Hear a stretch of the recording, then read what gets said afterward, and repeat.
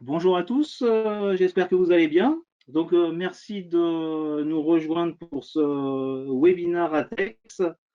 Bon, bah, écoutez, il est l'heure, donc je vais commencer. Puis s'il y a des personnes qui arrivent un petit peu en retard, bah, ils prendront la présentation en route. Donc, le webinaire d'aujourd'hui, concerne l'étalonnage en zone ATEX. Voilà, il fait partie confinement oblige, il fait partie d'une série de webinaires qu'on a organisés. Donc, c'est le deuxième, il y en a eu un la semaine dernière. Voilà, aujourd'hui, c'est les zones ATEX. La semaine prochaine, on en fait deux sur la documentation des étalonnages avec Logical. Et puis, comment digitaliser votre processus d'étalonnage avec une nouvelle manière d'étalonner. Et puis après, il y en aura deux autres sur mai aussi. Un sur les débits multivariables, qui posent souvent des problèmes d'étalonnage. Et puis, l'exploitation des données d'étalonnage. Voilà. Après, en termes de ressources, si vous avez un peu de temps de par le confinement pour améliorer vos connaissances. On a un blog sur la métro industrielle, une chaîne YouTube avec une dizaine de vidéos et puis des livres blancs, voilà, qui sont aussi disponibles sur notre site internet. Donc aujourd'hui, ce qu'on va voir, je vais vous faire un bref rappel des solutions BIMEX, voilà, de qui on est, ce qu'on fait. On verra les zones ATEX dans leur généralité. Et puis, on abordera la partie marquage et les caractéristiques du matériel latex. Et pour finir, sur vraiment l'étalonnage en zone latex à proprement parler. De 45 ans d'existence et dont le moteur de développement est le développement de solutions d'étalonnage innovantes. Voilà, donc on va s'appuyer sur trois piliers dans notre activité. Il va y avoir une partie matérielle, donc notamment pour tout ce qui est étalonnage en pression, en température, pour les signaux électriques, avec des communicateurs ART aussi, et on peut aussi proposer des solutions en filbus, profibus.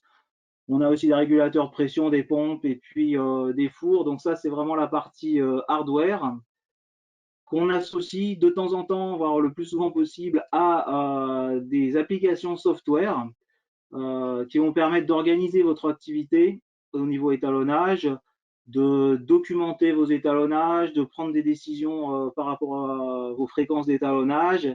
Et ces solutions logicielles peuvent être utilisées en ligne, hors ligne, voilà, pas mal de configurations possibles. Et ça, c'est Bimex aussi qui est développeur de ces solutions-là. Et pour faire fonctionner tout ça, on nous amène aussi du service. Alors sur la partie hardware, ça va être notre labo d'étalonnage qui peut vous proposer des prestations d'étalonnage accréditées. Ou après au niveau logiciel et puis accompagnement sur la mise en place de logiciels, convertir les bases de données et autres. Voilà, donc ça, tout ça, ça va permettre d'avoir des calibrateurs et puis des solutions mobiles pour documenter les étalonnages, donc des solutions automatisées sans papier, avec vraiment la mise en place d'un système d'étalonnage intégré. Tout ça pour conduire ce dont on va parler un petit peu aujourd'hui aussi, c'est une meilleure efficacité pour le suivi des boucles de sécurité, où il peut y avoir quand même beaucoup de documentation, beaucoup de suivi. Donc, on va commencer par les généralités sur les zones ATEX.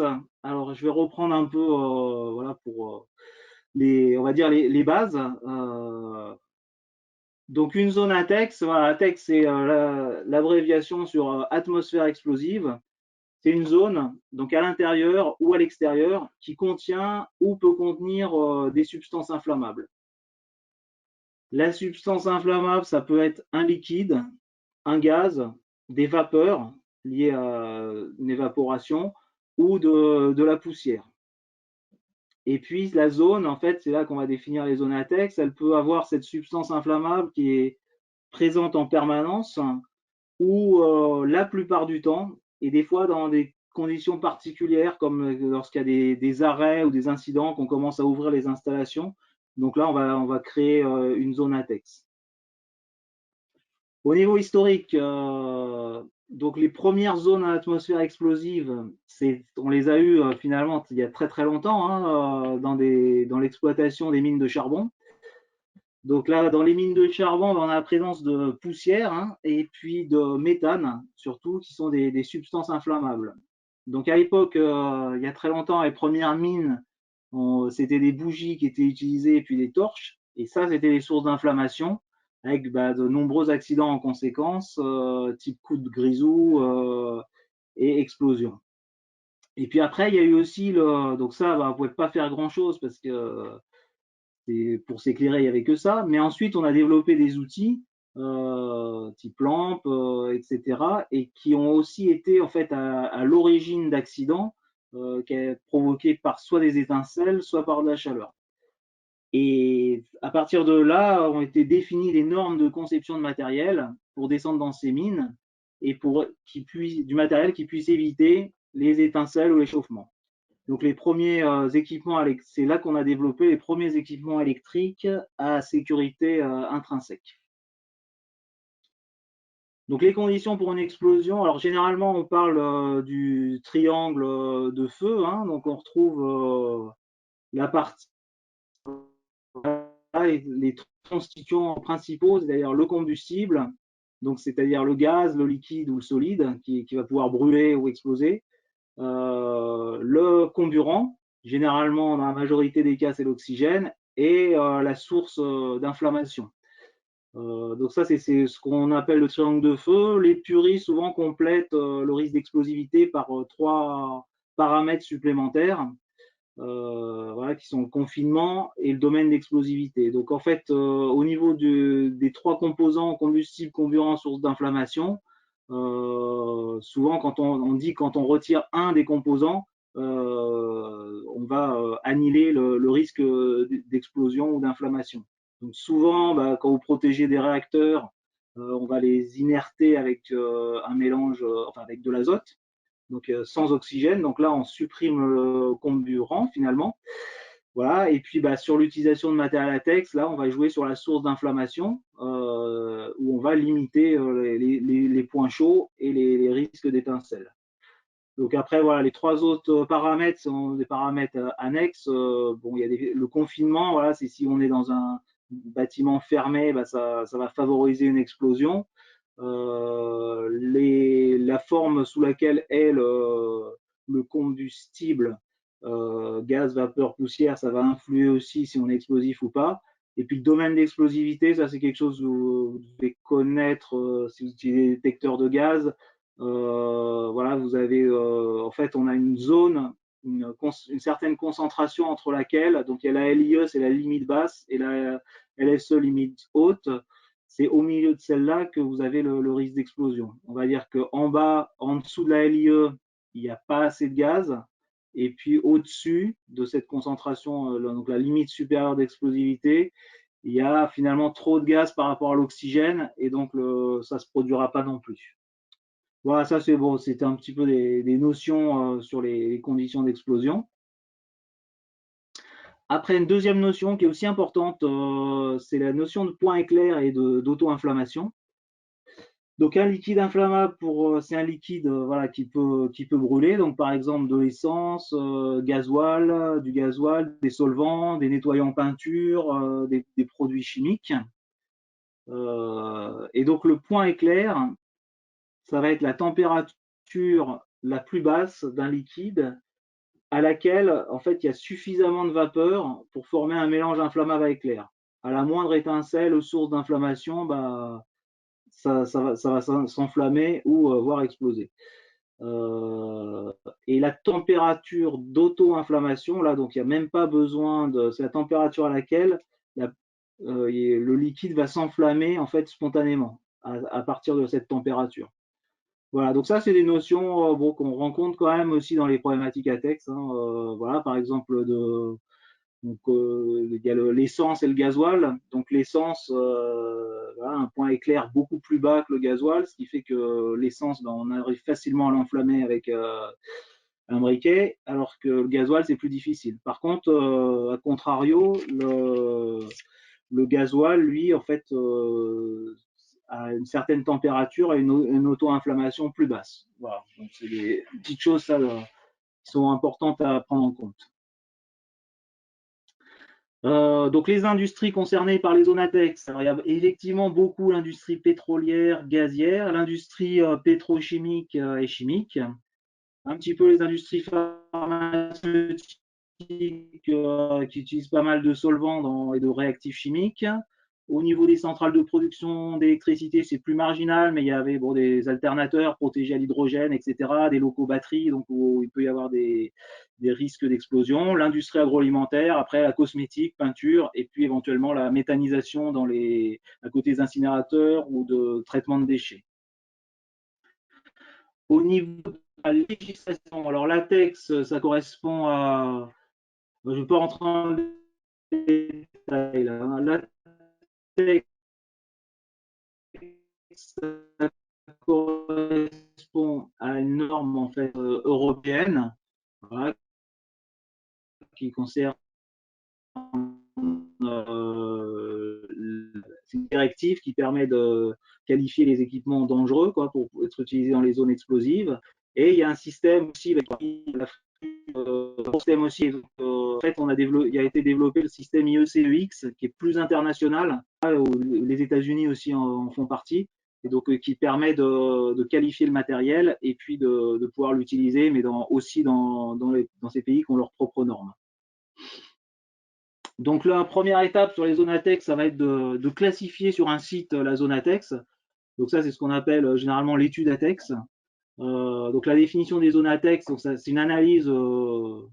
Là vraiment, ce sont des cabinets spécialisés qui vont réaliser ça avec vous. Donc une analyse fine de l'ensemble du processus de production.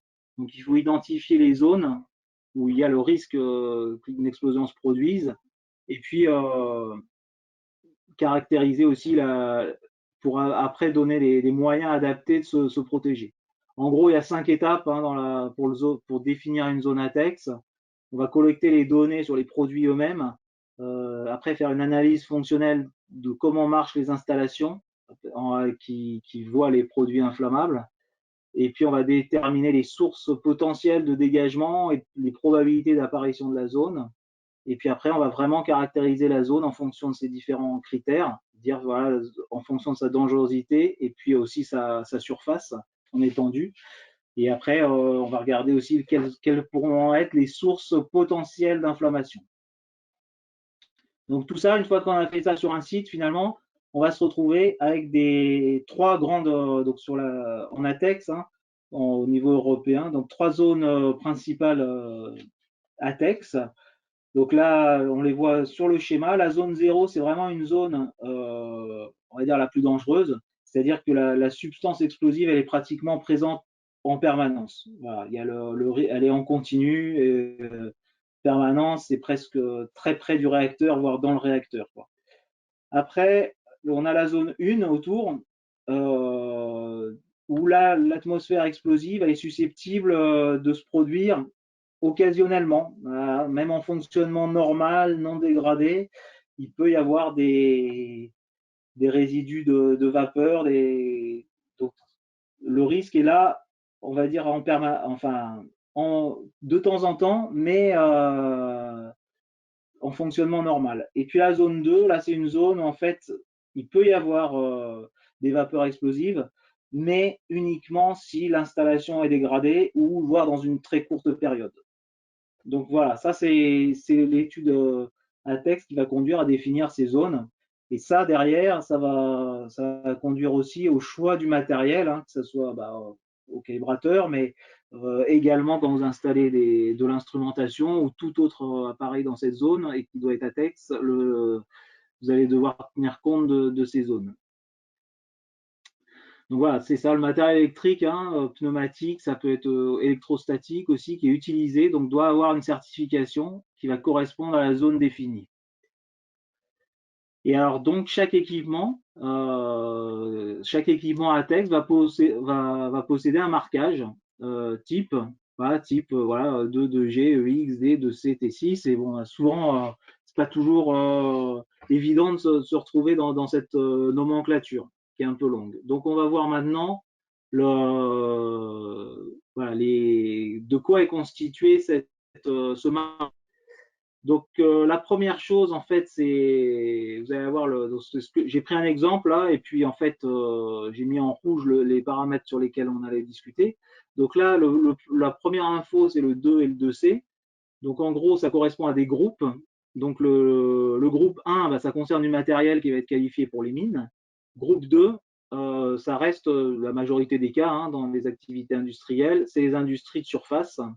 Euh, dans le cadre des industries de surface. Donc on va retrouver là une sous-classement avec la dangerosité des gaz. Voilà, donc en fait, on va avoir le 2C qui va être le groupe qui correspond à l'acétylène-hydrogène. Donc en fait, ça correspond à la possibilité d'utiliser avec des gaz type acétylène-hydrogène qui sont vraiment les gaz les plus explosifs. Et puis après, il y a, alors ça, c'est au niveau des, comme je vous disais, il y a aussi les poussières hein, qui peuvent créer des atmosphères explosives. Donc, on va retrouver le groupe 3 pour ce qui concerne toutes les atmosphères explosives. Ensuite, on va avoir ici un chiffre, une lettre, hein, qui est généralement 2G, 2D, 3G, 1G et D. Donc, on va avoir trois catégories. Donc, on va avoir la catégorie 1. Donc, une, c'est très haut niveau de sécurité. Donc, on aura par exemple G ou D, G pour les gaz, D pour les poussières. Et donc, on aura donc un très haut niveau de sécurité. Et puis, on pourra utiliser le matériel en zone 0 hein, sur une catégorie 1G. Après, on aura la catégorie 2. Donc, c'est un haut niveau de sécurité aussi. Et là, le matériel est plutôt fait pour être utilisé en zone 1 ou zone 2. Et puis après, on retrouve la catégorie 3, donc 3G. Donc, c'est un niveau de sécurité, on va dire normal. Et ça correspond à une utilisation en zone 2. Donc, quand vous achetez du matériel, etc., bah, en général, vous choisissez en fonction, si vous n'avez que des zones 2 sur votre site, bah, vous allez acheter du matériel qui sera du 3G. Alors des fois, bon, je le dis parce que moi, ça m'est arrivé souvent de le confondre aussi. C'est voilà, en fait, le 2G, c'est la zone 1 et non pas pour la zone 2. Quoi, hein, voilà. Et puis après, quand on a le 3G, là, c'est pour la zone 2. Après, on va avoir le marquage, donc une lettre qui va correspondre au type de protection, au mode de protection de l'équipement. Donc le D qu'on rencontre beaucoup, ça correspond à un mode anti-déflagrant. On va retrouver aussi le I, donc ce qui est la sécurité intrinsèque, c'est-à-dire là l'appareil est protégé surtout électriquement pour limiter les courants. Et après, là, c'est pareil, il y a une subdivision sur la sécurité intrinsèque, donc avec du IA, IB, IC, donc savoir si on peut l'utiliser par rapport à la zone dans laquelle on peut l'utiliser. On retrouve le E qui est la sécurité augmentée qu'on rencontre un petit peu aussi, alors plutôt pour des zones 2 là. Là, on peut aussi protéger les équipements en les mettant sous pression. Hein, c'est le cas de chromatos. Les chromatos sont souvent protégés comme ça, les chromatos de process. Et puis d'autres moyens, après un peu moins, donc il y a le non incendiaire, du remplissage pulvérulent, de l'immersion dans l'huile et puis de l'encapsulage. Voilà, donc après, ensuite, on va passer donc, dans la certification aux classes de température. Donc ça, c'est quelque chose qui va spécifier la température de surface maximale à laquelle l'équipement pourra être porté s'il y avait un souci, quoi. Donc c'est très important parce que là, finalement, quand vous êtes dans une atmosphère explosive, bah, en fonction de là où vous êtes et s'il y a des points d'inflammation qui sont très bas, il faut avoir le niveau de protection requis. Donc voilà, là, c'est pareil, le T6, en fait, c'est celui qui correspond à la meilleure protection puisque la température maximale sera de 85 degrés. Bon, techniquement, tous les équipements ne peuvent pas atteindre le T6. Et puis le T1, voilà, après c'est le plus bas niveau de protection, donc on pourrait quand même potentiellement monter à 450 degrés. Voilà. Tac. Ensuite, sur le marquage, donc on va avoir, bon, là on trouve le logo pour l'utilisation en zone explosive. Là, la partie, c'est la partie sur latex, en fait, que c'est conforme aux normes européennes. Et puis on va retrouver, donc après on le retrouve aussi dans l'IEC-EX, deux lettres à la fin, qui sont un petit résumé finalement. C'est le code EPL, le marquage EPL. Qui va permettre en fait d'identifier voilà, assez vite la possibilité d'utiliser dans quelle zone on peut utiliser l'équipement. Donc le GA, ça serait utilisation partout, zone 0, 1, 2, GB zone 1 ou 2, et puis après le GC, on pourrait l'utiliser dans la zone 2. On retrouve une notion aussi en ATEX, alors ça sort un peu de l'ATEX là, hein, mais l'indice de protection de l'appareil, donc qui correspond à la protection de l'enveloppe de l'appareil. Donc il y a toujours deux chiffres dans l'IP. Il y a la protection, le premier, ça correspond à la protection contre les corps solides. Voilà, donc il y a de 0 à 6 hein, dans l'ordre croissant. Et puis le deuxième chiffre, ça correspond à la protection contre les liquides. Voilà. Donc le matériel latex, généralement, on retrouve des indices de protection élevés, bon, parce qu'il est quand même régulièrement utilisé dans des atmosphères voilà, et des environnements difficiles. Donc on a souvent des indices de protection supérieurs à 54. Donc pour aborder maintenant la partie étalonnage à proprement parler. Donc, petit rappel des notions d'étalonnage. Donc, l'étalonnage, on va dire que c'est une comparaison entre un instrument de mesure et puis un instrument de mesure étalon. Donc là, par exemple, le calibrateur. Et c'est une comparaison qui est réalisée selon une méthode, une procédure d'étalonnage, et dont le résultat va être consigné sur un certificat d'étalonnage. La vérification, voilà, c'est l'étalonnage plus un sur lequel on donne un jugement de conformité. Vous avez défini une erreur maximale tolérée et on dit conforme ou pas conforme. Et les étalonnages, après, hein, sont réalisés sur site ou peuvent être réalisés aussi en atelier après démontage des capteurs. Alors sur des sites ATEX aussi, ça peut être ou des sites où les produits sont très très agressifs, c'est assez courant d'avoir un petit atelier dans lequel on va faire les étalonnages des capteurs. Et puis après, les étalonnages, ils sont réalisés à partir de périodes prédéfinies ou bien intervention suite à une intervention curative ou un dysfonctionnement. Donc les spécificités de l'étalonnage en zone ATEX, là, donc le matériel site, il doit être conforme aux normes ATEX et pas présenter de risque vis-à-vis de l'installation. Donc avoir le mode de protection adapté hein, pour pouvoir être utilisé en installation.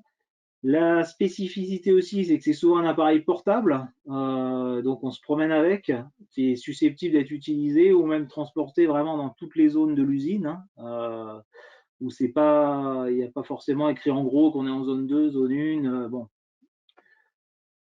Le mode de protection, sécurité intrinsèque, c'est la technique, on va dire, la plus appropriée hein, pour ce type d'équipement. Donc souvent, on va être en IA. Et donc si on est certifié pour zone 0, ça veut dire que là, on est tranquille. On va pouvoir utiliser le calibrateur n'importe où dans l'usine. Donc lui, il est conçu vraiment pour toutes les situations. On va être certain qu'il ne va pas fournir assez d'énergie pour générer des étincelles et puis qu'il ne va pas non plus, donc il ne générera pas d'étincelles et en cas de défaut ne va pas générer non plus des températures élevées.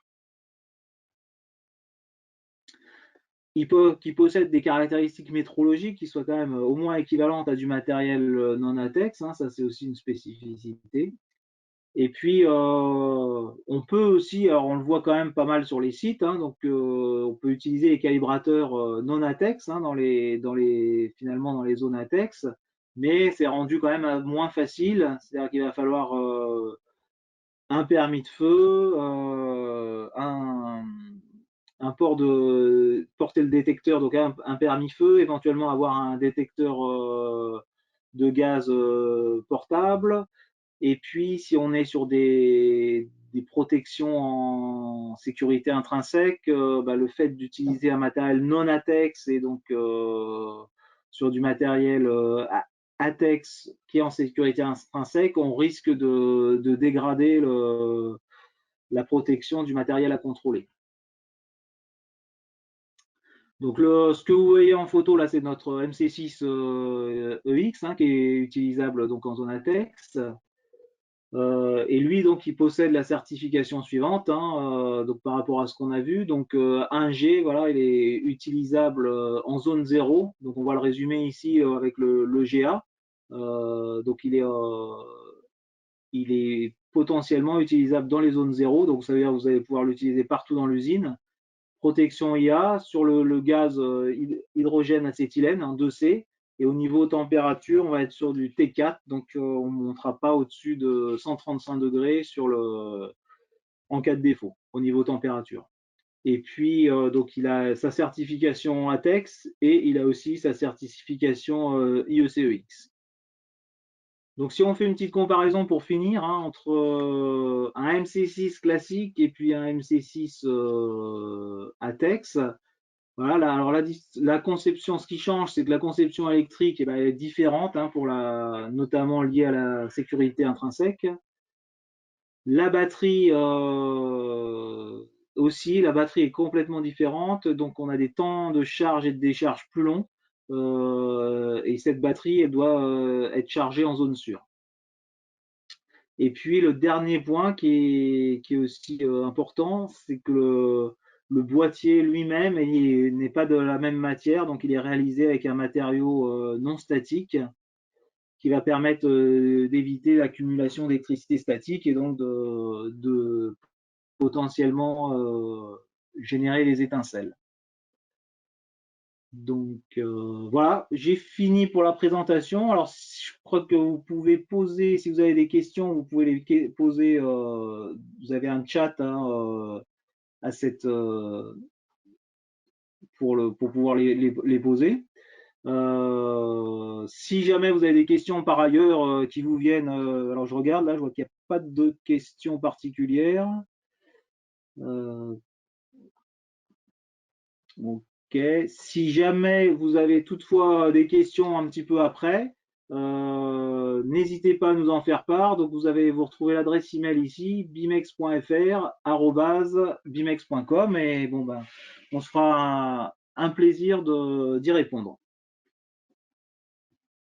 Donc voilà, j'ai fini pour ce séminaire. Donc je vous remercie d'y avoir participé. J'espère qu'il vous a intéressé.